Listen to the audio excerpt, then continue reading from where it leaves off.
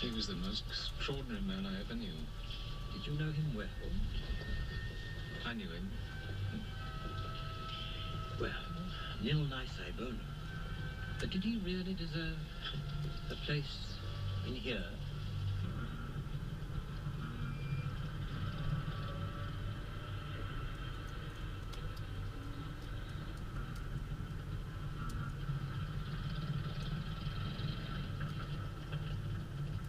Lord Allenby, could you give me a few words about Colonel Lawrence?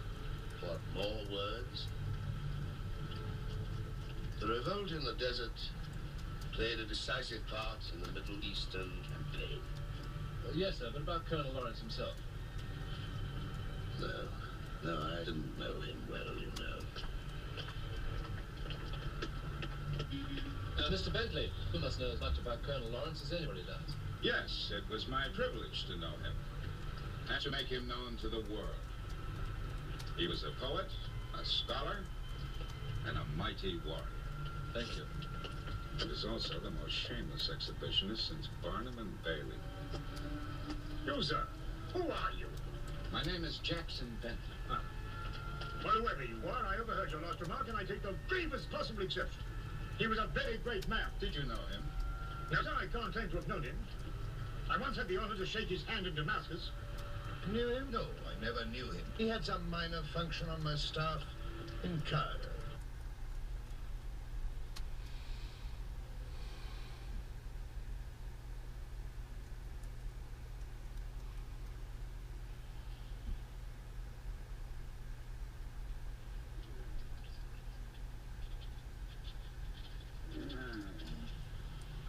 Michael George Hartley, this is a nasty, dark little room. That's right. We are not happy in it. I am. It's better than a nasty, dark little trench. And you're a big noble fellow. That's right.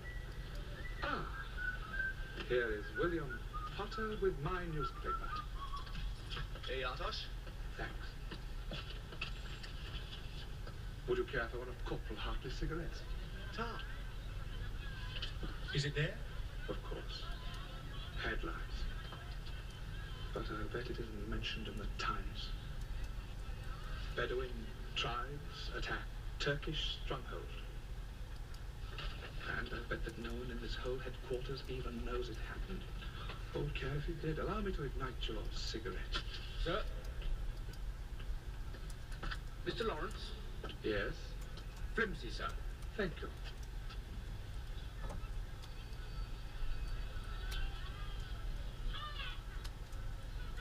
You do that once too often. It's only flesh and blood. Michael George Hartley, you're a philosopher. And you're balmy.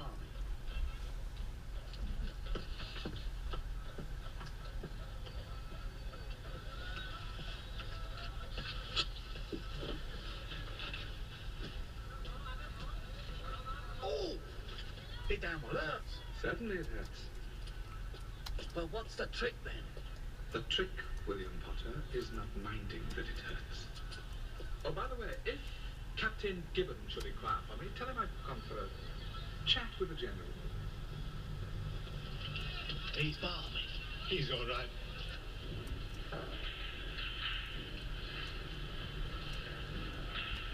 Lawrence.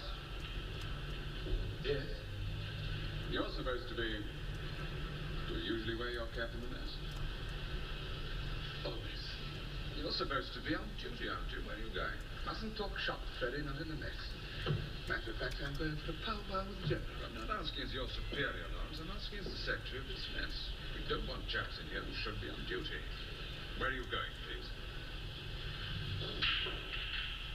I must say, Lawrence. Sorry. You're a clown, Lawrence.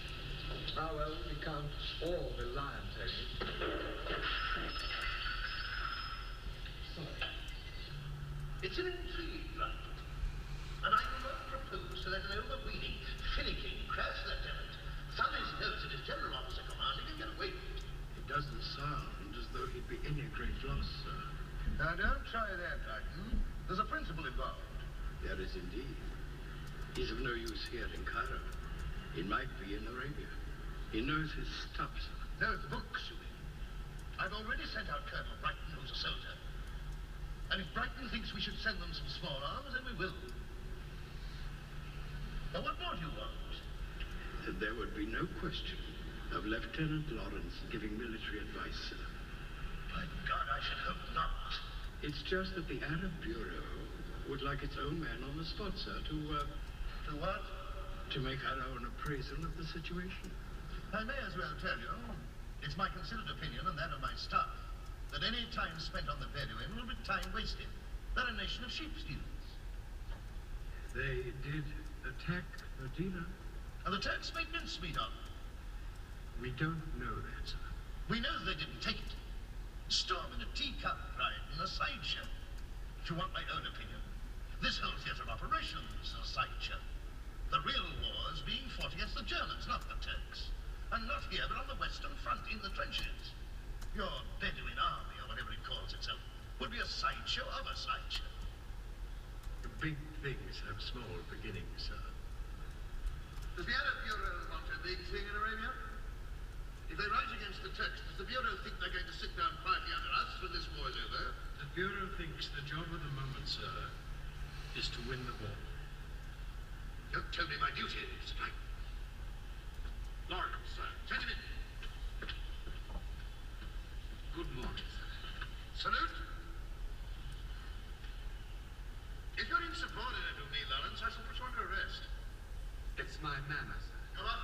My manner, sir. It looks insubordinate, but it isn't really. Well, I can't make out whether you're bloody bad-mannered or just half-witted. I have the same problem, sir. Shut up. Now, the Arab Bureau seem to think you would be of some use to them in Arabia. Why, I can't imagine. You don't seem able to perform your present duties properly. I cannot fiddle, but I can make a great state from a little city. What? Themistocles, sir, a Greek philosopher. I know you've been well educated, Lawrence. It says so in your dossier. You're the kind of creature I can't stand, Lawrence. But I suppose I could be wrong. All right, Dryden. You can have him for 6 weeks. Who knows? Might even make a man of him. Come in. Yes, what is it for?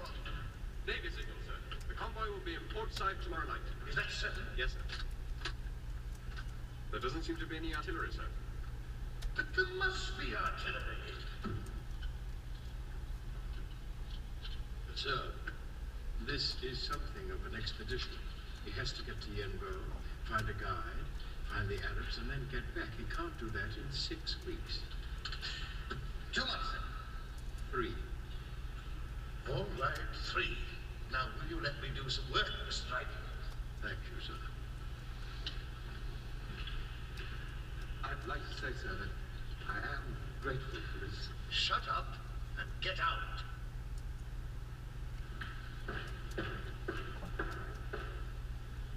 Sir!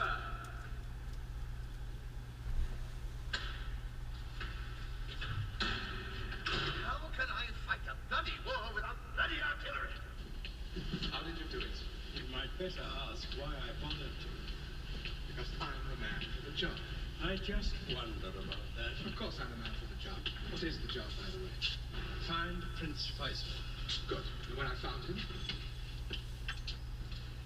Find out what kind of man he is. Find out what his intentions are. I don't mean his immediate intentions.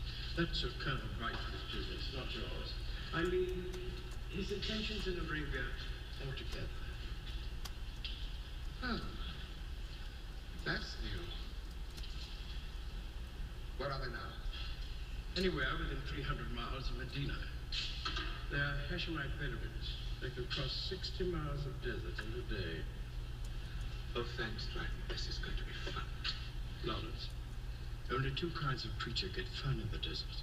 Bedouins and gods, and you're neither. Take it from me. For ordinary men, it's a burning, fiery furnace. No, Dryden. It's going to be fun. It is recognized that you have a funny sense of fun.